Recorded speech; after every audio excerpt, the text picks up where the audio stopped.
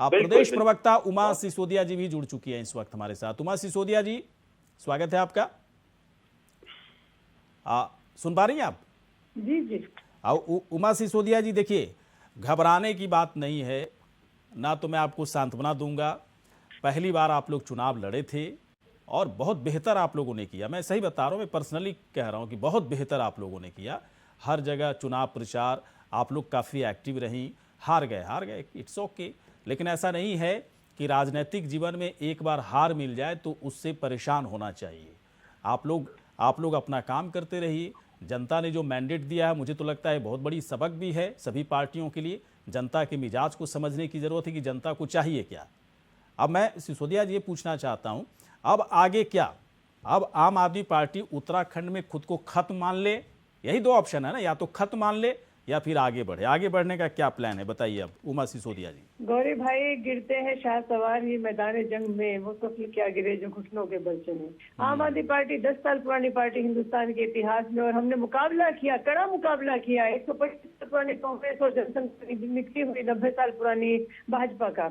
और पंजाब में जिस तरीके से एक तरफा आम आदमी पार्टी के ऊपर जनता ने भरोसा जताया है, उससे हम लोग आज कांग्रेस के बराबर आकर खड़े हो गए हैं। 10 साल के अंदर 2 राज्यों में हमारी सरकार है, 156 हमारे पास टोटल विधायक हैं, और हमारे 92 विधायक यहाँ पर और 2 गोवा में हमारे जीते हैं। तो हमारे हौसले कहीं भी और कहीं दूर दूर तक भी हम लोग हमारे अपने हौसलों को नहीं हारे हैं।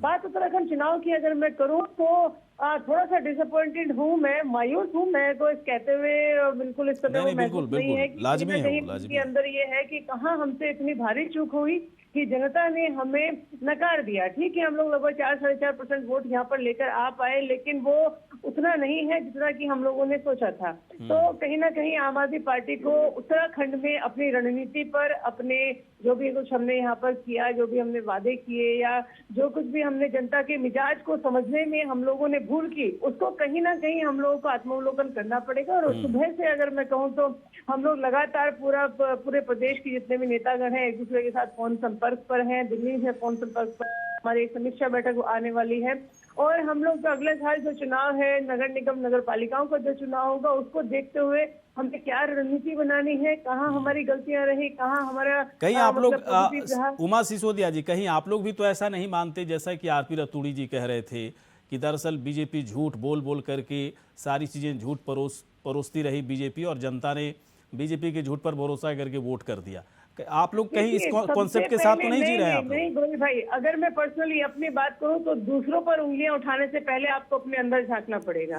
ये कह देना बड़ा आसान है कि बीजेपी ने झूठ परोसा, ये किया और हम लोग चुनाव हार गए। बिल्कुल नहीं, सबसे पहले अपनी गलतियां, अपनी कमियां देखनी पड़ेंगी। हम कहाँ पर कमजोर थे, अपनी गलतियों को, अपनी कमियों को स्वीकार करते हुए उनको दूर करने के बाद हम देखेंगे कि दूसरी पार्टियों ने वो चुनाव कैसे लड़ा था।